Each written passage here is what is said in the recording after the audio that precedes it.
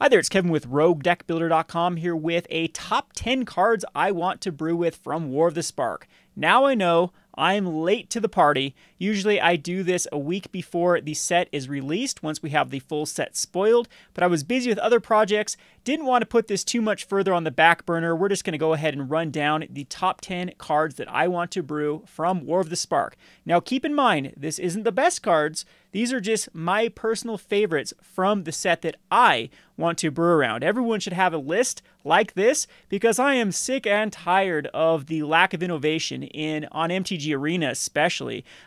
Before doing this video, I was trying to brew around the #1 card and went up against 8 out of 11 decks in the Bronze League, in the pitiful Bronze League, because I haven't played Arena in quite a while, were mono red. The same cookie cutter mono red list. So I'm hoping that this will inspire people to actually brew and actually play brews. If there's one place to play brews, you would think that MTG Arena Bronze tier would be the place to play brews. But nope, we have tryhards all the way from bronze and up. So anyway, without complaining more about MTG Arena or the Magic the Gathering net decking culture, let's get into the top 10 list of cards that I want to brew with from War of the Spark. So coming in at number 10 is Feather the Redeemed. Now I know that there have been decks that have already 5-0'd with this deck on MTGO, or this card on MTGO.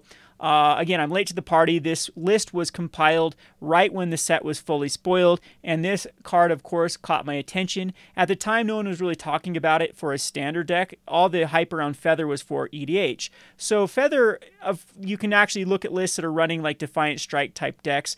I want to brew with this card with cards like the Boros card that when it takes damage, it dishes damage back to an opponent, and then run cards like Reckless Rage, where you can target Feather for 2 damage and 4 damage to one of your opponent's creatures, or target one of the other creatures and get some sort of value out of it. I think that's where I want to really find the synergy with Feather, is one of those type of decks, like one of that gets reflected back. But as is, I'm not going to talk too much about this card because there already is 5-0 lists and the brews have already been done. So we will move on to the next card.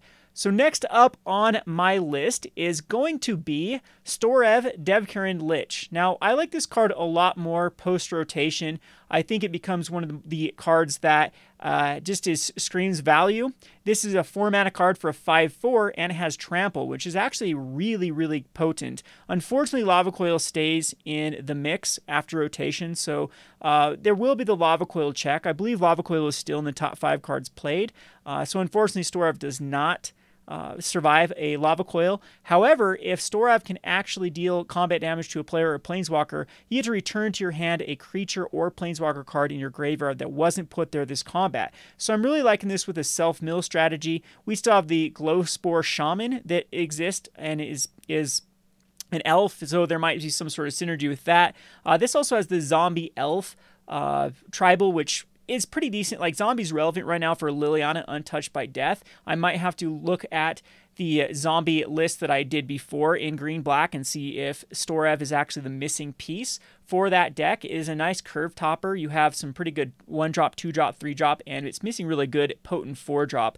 So maybe Storev, Death Touch with the Lord out of M13 synergizes pretty good with this card. And this really comes in effect if you've already killed creatures earlier on, or if you do have that self-mill type strategy, which Zombies has between the Glowspore Shaman and the 1-drop out of Core 2019. I think this is pretty well positioned for a deck like that. You still even have, if you don't look at the zombie tribal, you still have the old school, just Golgari, kind of the grave recursion type decks with fine finality that synergize perfectly with this, with the self-milling, and like the Molder Hulks. Those type of cards I think will do very well with this card. So I'm excited to brew around Storev Devkarin Lich. Just value is something. This is my favorite color pairing. When I got into competitive Magic back during Mirrodin, I had an Oversold Cemetery deck, and it was really what got me hooked to synergy decks. It was also green-black, what we kind of call the rock strategy, that grinded out your opponent through recursion, and I think Storev has that feel to it. So I'm glad that this one is printed in War of the Spark and makes my list. Let's go on to the number 8. The number 8 is God Eternal Katra. Now, I was very critical about this card in my market video. It's because I've been burned by cards like this in the past, like the Crested Sunmare is a card that comes to mind that if it can survive a turn, it can start actually getting value. God Eternal Katra is a 5 mana for a 3/6 double strike, so you can think of it like a 6/6, which is pretty decent for a top of the curve for a lot of creature-based decks. Unfortunately, this card really wants to pair with Oketra's Monument. So looking towards the horizons, pun intended, if there is another set that comes out or another format that comes out that tries to bridge the gap between modern and standard, and we do see some sort of set that where Oketra and Oketra's Monument is legal and the power level is pretty dumbed down, I think that that's actually something that could work. So Oketra, whenever you cast a creature spell, you create a 4/4 black zombie warrior creature token with vigilance. So it has the Oketra Monument fill with it. If you're reducing the cost, we have a lot of cards right now that either cantrip themselves when you cast them or search up other creatures that then you can cast. The Bugler, Militia Bugler, for example, from M19 is a card that comes to mind that synergizes really well with God Eternal Katra. And these cards are like catnip to me. I like to create a lot of instant armies through cards that create tokens, and a lot of fun things that can be done with this particular card. Alrighty, so we're on it to my number 7 now. My number 7 is the Bolsa Citadel. Now, there have been some decks that have utilized this as well. The potential of this card I like to see is in those life gain cantrip spells we have. Right now, we have the 2 mana that gains 3 life and draws a card. We also have the 3 mana that gains 4 life and draws a card. And we have a lot of other spells like the Oath of Kaya that do 3 damage when they come into play and you gain 3 life. So putting those together in a deck with Bolsa Citadel, like just a black-white gain life type deck. Once you finally get up to the 10 non-land permanents, each opponent loses 2 life is relevant. There are other ways that you can make your opponent lose the game by casting a bunch of spells in a particular turn. And I think that Bolsa Citadel is good enough by itself because you can cast, you can cast Bolsa Citadel on the stack, and the second copy of it, sacrifice 10 non-land permanents, including Bolsa Citadel, let the next one come down, and then do the same with the next Bolsa Citadel. So anything that I think that generates a lot of treasures, I'd look at, and off of casting spells, or anything to that effect that you can get a lot of permanents is the way to go with this sort of combo. So I'm going to try to brew a deck definitely around Bolsa Citadel and casting a lot of white cards that gain life. All right, so we are moving on to my number 6 card. My number 6 is Krenko's 10th Street Kingpin. Now, this is another card that has seen a few deck lists, mostly with Feather, as you're already running a little bit of creature pump spells, and that's what was really good with Krenko 10th Street Kingpin. There's a lot of Kingpin, excuse me. There's a lot of cards right now that give haste and like +2/+1. There's a card. There's also the +1/+1 and haste, and then the mechanic where you discard a land card, you can recast it. And there also, what I like about Krenko is there is a bit of a tribal aspect to it. We have Path to Bravery that could work with Krenko. We have a lot of pump white spells like the +2/+2 if you have Ascend, and there's also the Goblin out of M19 that also does synergize with Krenko 10th Street Kingpin to give it a bigger power. So that's what I like about the Krenko. A lot of ways to distribute counters to it, and it can take over the game if it's left unchecked. These type of cards that require a little bit of build up around it are what I like if you want to get the full potential out of Krenko. These cards are like catnip to me as well. So really looking forward to building a Krenko 10th Street Kingpin. Moving on to the number 5. Number 5 is Ilharg, the Razeboar. Now, what I'm thinking about Ilharg, the Razeboar is for Standard and in a Grixis list. I think we've seen this in a Gruul list, but where I like this is just enter the battlefield cards. So Ilharg with cards like the Ravenous Chupacabra or even Hostage Taker has some synergy because you don't have to you return that creature to your hand at the beginning of the next end step. So it's going to come into the attack phase, and then you have some time to cast what's off of Hostage Taker. So I like that for that reason with Ilharg and even Nicol Bolas, the out of M19 synergizes, at least makes them discard a card. There's quite a few synergies with Enter the Battlefield effects that I think a Grixis deck could use with Ilharg the Raise Board. Now, a lot of those cards are rotating out, but I'm sure we'll find some other cards that are rotating in with ETB effects to be abused with Ilharg. This is another card that there are plenty of ways to give it haste when it comes into the battlefield and really get. So if there is any sort of one-shotter, too bad there isn't some cards that when they deal combat damage take an extra attack phase that we have available in Modern. But if there is a card that is of course, printed in the next block, that is going to make Ilharg very, very tempting to build a deck around.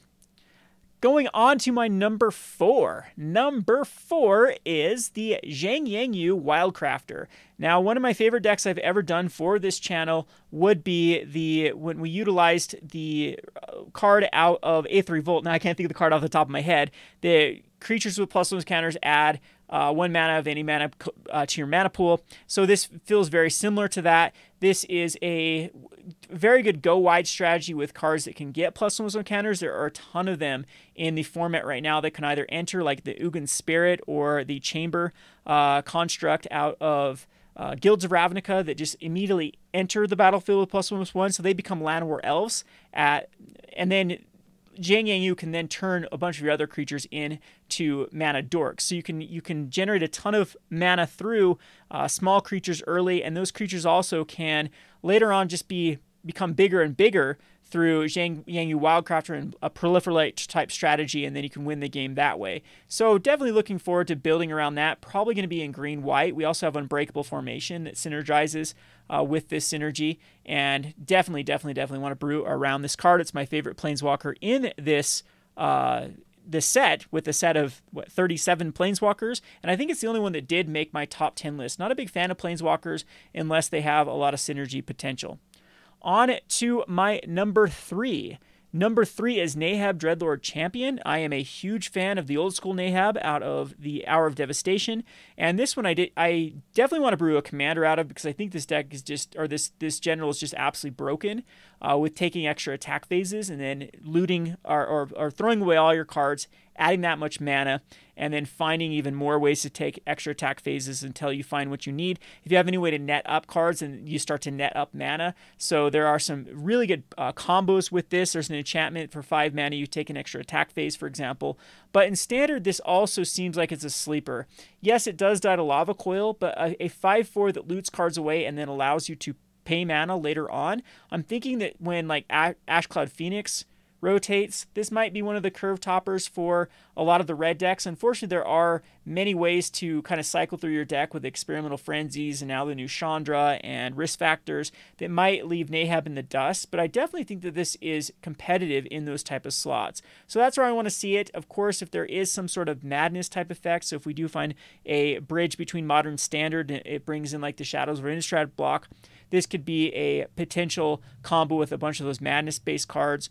So I'm looking forward, especially in that format, to make this card work. Okay, so we are now on to the top 2. For my number 2, it is Vivians Arkbow. These cards are Kevin cards to a T. I like utility cards. Discard a card, look at the top X cards of your library. You may put a creature card with converted mana cost X or less from among them on the battlefield, and put the rest on the bottom of your library in any random order. There's a rumor going around that someone has broken this card in Modern.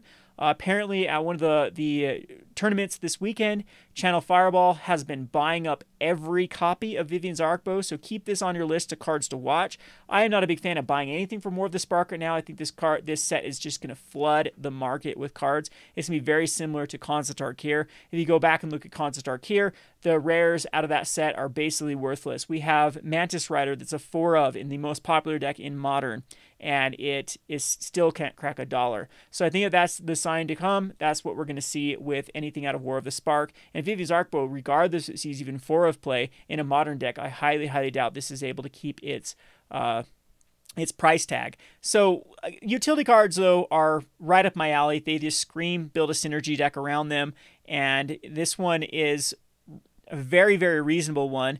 It feels very similar to Search for Azcanta, but for a green ability on top of it. So looking forward to brewing on this deck in a heavy base creature deck that has a lot of utility, that has maybe combo pieces, and it definitely, I think, will be kind of the nuts and bolts of that deck, of making a deck like this actually work.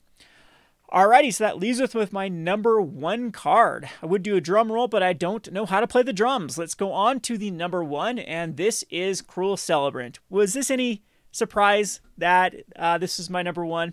I love Blood Artist effects. Love Blood Artist effects. Basically, every time a card is printed, you'll see me build some sort of Blood Artist effect for that format. So right now I do have a deck, and I'm not going to spoil what that deck is. It's fun, it's bad, but it's fun. And it does use Cruel Celebrant, and I think that Cruel Celebrant was the missing piece for that deck to work. Just actually went on a 5-0 run with it. So just played here some paper matches at my store, and then on the Arena Bronze League actually won 3 in a row. One of them was actually against Mono Red. And so you'll have to be looking forward to that list. It will come out probably later today. I don't know how much editing I'm going to put into that video. Speaking of this video, I usually do a fully edited video for these top 10 lists. I am so far behind on videos. Of course, my other channel too, I've been putting a lot of love and attention into the Rogue market, and that channel is just growing leaps and bounds. So that's where my focus has been, but I do want to get back to brewing. It was a Patreon tier goal that we have surpassed, and eventually I want to either build a specific brew channel or just bring brews back to Rogue Deck Builder. It's frustrating with the YouTube algorithm how subscribers don't really matter. In fact, they work against you. Old channels right now really suffer from the algorithm, and it's tough to actually bring new eyes to the channel, and that's one of the reasons I do want to build a brewing specific channel and maybe actually pick up other brewers that aren't my voice. I'm also looking to hire a web developer.